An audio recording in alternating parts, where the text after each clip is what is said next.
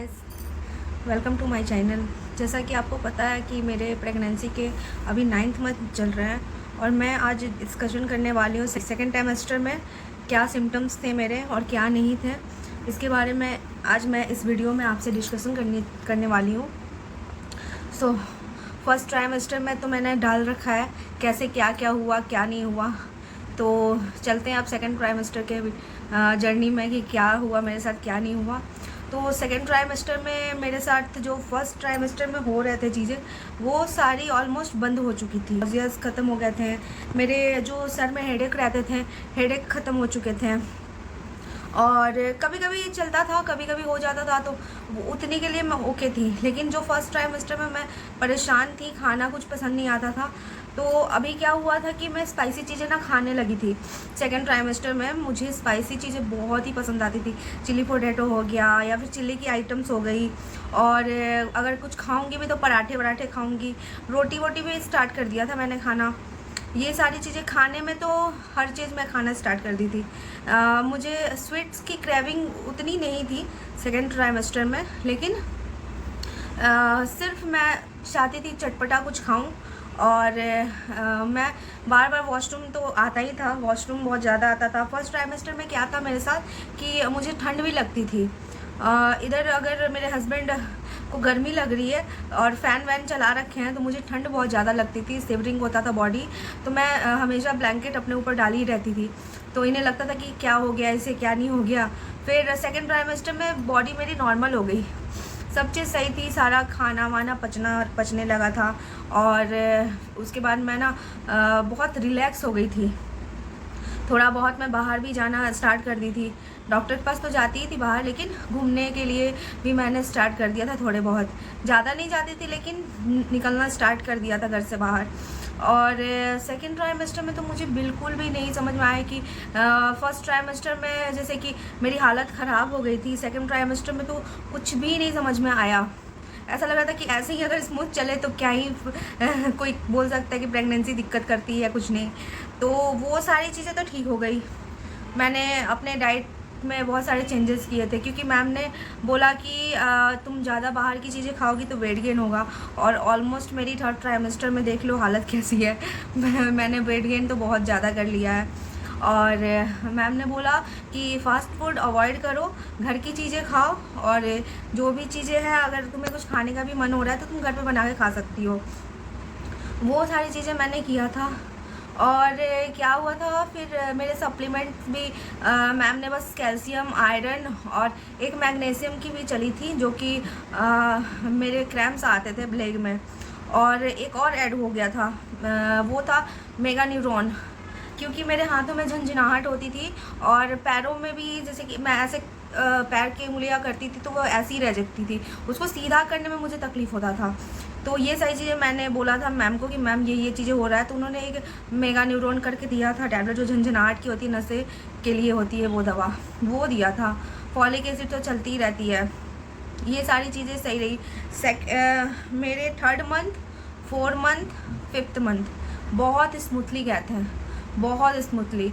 ऐसा लग रहा था कि अगर ऐसे ही रहा प्रेगनेंसी तो मैं लंबे समय तक कर लूँगी सर्वाइव। फिर फिफ्थ मंथ से मुझे, लास्ट 5th मंथ से मुझे एसिडिटी की प्रॉब्लम होनी स्टार्ट हो गई। इतनी एसिडिटी होती थी कि ऐसा हो जाता था कभी कभी ना, रात में पेट में दर्द होना स्टार्ट हो गया था। पेट में दर्द होता था ना, तो वो ऐसा लगता था कि ना सांस लिया जा रहा है ना छोड़ा जा रहा है, और आपके अंदर बेबी पल रहा है और आपके साथ पेट में कुछ हलचल नहीं महसूस हो रही है, तो और डर हो जाता है। क्योंकि मुझे 4th मंथ में बेबी के किक महसूस होने स्टार्ट हो गए थे, हल्की हल्की सी होती थी बबल्स टाइप में। तो वो सारी किक्स मैंने मतलब बेबी की मूवमेंट बोल लो, किक्स तो बाद में बोलेंगे, बेबी की मूवमेंट मुझे बहुत अच्छे से फील होती थी।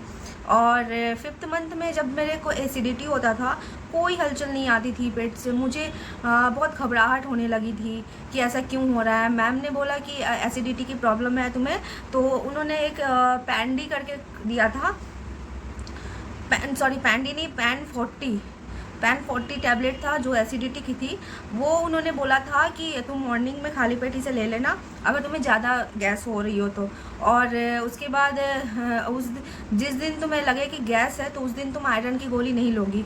आयरन की गोली उन्होंने बोल रखा था कि मना कर रखा था कि नहीं लेना है।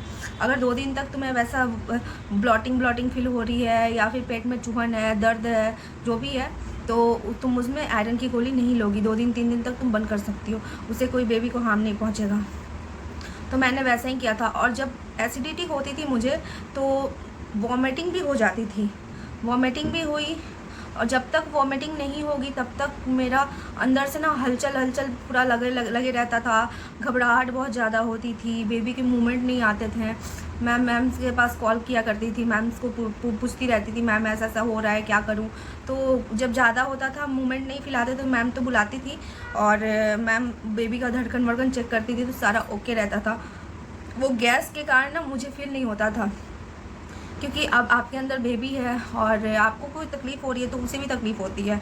तो इसके कारण मैं घबरा जाती थी कि ऐसा ना हो कि कुछ दिक्कत हो जाए, हमारा फर्स्ट प्रेगनेंसी है। और फिर ये सारी चीज़ें हुई थी, सारा स्मूथली चला। 5-6 मंथ में यही प्रॉब्लम रही थी और फिर सही हो गया। वो भी एसिडिटी 2 महीना था, मुझे परेशान किया था। और मैम ने वॉक करने को बोला था कि जब भी तुम कोई भी मील ले रही हो अपना, चाहे वो ब्रेकफास्ट हो, लंच हो या डिनर हो, हर मील के बाद तुम आधे घंटे तक वॉक करोगी। अगर आधे घंटे से के कारण तुम्हें प्रॉब्लम हो रही है तो जितना तुम्हारा बॉडी की कैपेसिटी हो उसके हिसाब से तुम वॉक करना। और पानी का इंटेक तुम 3 लीटर तक ज़रूर रखना, उन्होंने ये बोला था। तो पानी की तो इंटेक मैं 3 लीटर तक तो स्टार्टिंग से ही रखी थी और 3 लीटर से ज़्यादा नहीं पी पाती हूँ, क्योंकि नारियल पानी वगैरह भी पीना होता है तो वो भी तो पानी ही है, तो मैं वो लेती थी। ये सारी चीज़ें होती थी। और वैसे तो मैं डेली ब्लॉग डालती ही हूँ, आप मेरे वीडियोस देख सकते हो कि अभी मेरा कौन सा वीक चल रहा है और मैं क्या क्या खाती हूँ, क्या क्या नहीं खाती हूँ, तो इसके हिसाब से मेरी सारी वीडियो है। और अभी फ़िलहाल मेरे 9th मंथ चल रहे हैं, स्टार्ट हो गए हैं, जो कि 9th मंथ के 1 डे ही हुआ है अभी। तो मैं 3rd ट्राइमेस्टर का भी वीडियो आपके साथ बहुत जल्दी शेयर करूँगी। शेयर क्या करूँगी इसमें ही बता रही हूँ। 3rd ट्राइमेस्टर जैसे चढ़ा मेरा तो एसिडिटी की प्रॉब्लम जो थी वो बंद हो गई थी और फूड क्रेविंग जो होना स्टार्ट हुआ था। मुझे स्टार्टिंग में तो स्पाइसी बहुत ज़्यादा खाती थी मैं, स्पाइसी चटपटा ये दे दो मुझे, ये चलते रहा। और बाहर की चीज़ें मुझे नहीं पचती थी, जब भी मैंने खाया है तभी मुझे कुछ ना कुछ हुआ ही है। और अगर मैं मैदे से बनी चीज़ें भी खाती थी तो मैदे भी मुझे नहीं पचते थे, तो वो सारी चीज़ें मैंने बंद कर दिया था। कभी कभी अगर छोले भटूरे घर पे बन गए तो मैं 1 भटूरा ले लेती थी, वो भी काफ़ी था। और उसके खाने के बाद भी मुझे ना यहाँ जलन होती थी, बहुत ज़्यादा एसिडिटी के कारण जलन होती थी, पानी पीती रहती थी, वो उससे भी नहीं सही होता था। तो मैम ने एक डाइजिन मुझे दिया था सिरप कि अगर तुम्हें ऐसी जलन हो रही हो या फिर गैस की प्रॉब्लम हो रही हो तो तुम वो डाइजिन पी लेना 2 चम्मच। तो वो मेरे को बहुत ज़्यादा हेल्प किया था, मेडिसिन से भी ज़्यादा हेल्प मुझे डाइजिन ने किया था।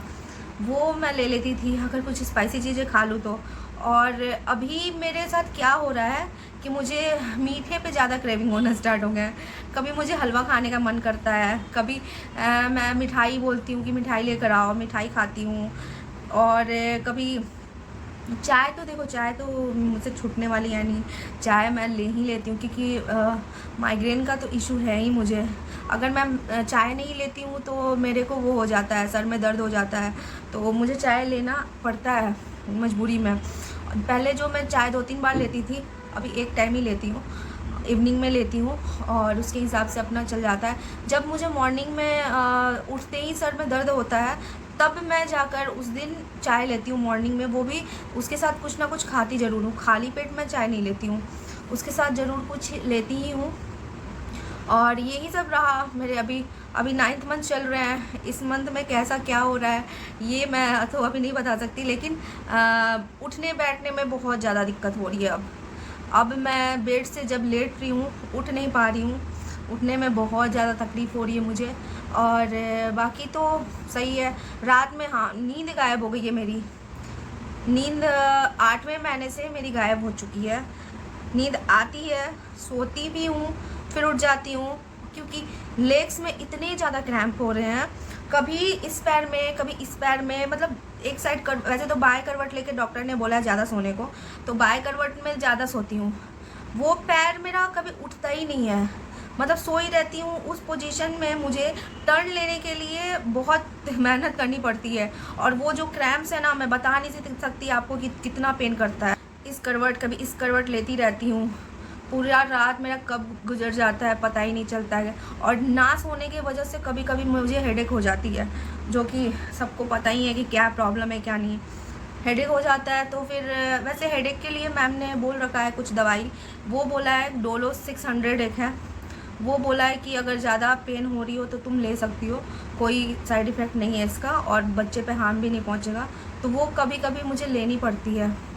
और अभी तो भगवान की दया से एसिडिटी नहीं हो रही है, क्योंकि मैम ने जैसे जैसे बोला है वॉक करने को, एक्सरसाइजेस करने को, लेग्स को, अगर लेग्स में जो क्रैम्प आ रहे हैं उन्होंने बोला है कि पानी, गुनगुना पानी में तुम पैर लटका के, सेंधा नमक डाल के उसमें पैर लटका के रखो आधे घंटे तक, फिर मालिश करवाओ। मालिश के बाद थोड़े बहुत एक्सरसाइजेस बताए हैं लेग्स के, वो एक्सरसाइजेस करो और उसके बाद तुम सो। और जब भी सो रही हो तो पिलो लगा कर सो बीच में, या पैरों के नीचे।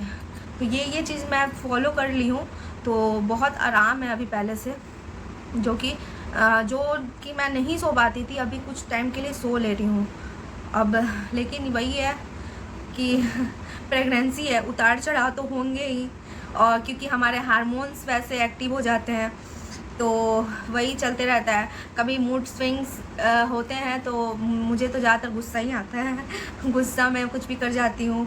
और खाने की क्रेविंग होती है, बाहर का सारा चीज़ मना है स्टार्टिंग से ही, तो बाहर की चीज़ें मैं नहीं खाती हूँ, घर पे ही बनता है। कभी कभी पूरे प्रेगनेंसी में मैं बात करूँ तो मैंने नूडल्स कम से कम 2 या 3 बार खाया होगा, वो भी 2-3 चम्मच से ज़्यादा नहीं। ये चलता था मेरा क्यों क्रेविंग होती थी, और मम्मी लोग का कहना है कि बच्चे पे इफ़ेक्ट पड़ता है, तुम नहीं खाओगी तो उसके कारण मुझे 2-3 चम्मच लेनी पड़ती थी, वो होता था। बाकी तो मेरी हेल्दी फूड्स होते हैं, आप डेली के ब्लॉग्स मेरे देखो, उसमें आपको पता चल जाएगा। तो यही थे मेरे 3rd ट्राइमेस्टर और 2nd ट्राइमेस्टर के सिम्टम्स, जो कि मैंने आपको अपने बारे में जो मेरे साथ हुआ वो मैंने आपको शेयर कर दिया। अब आपके साथ क्या क्या हुआ आप मुझे बताना। तब तक के लिए बाय।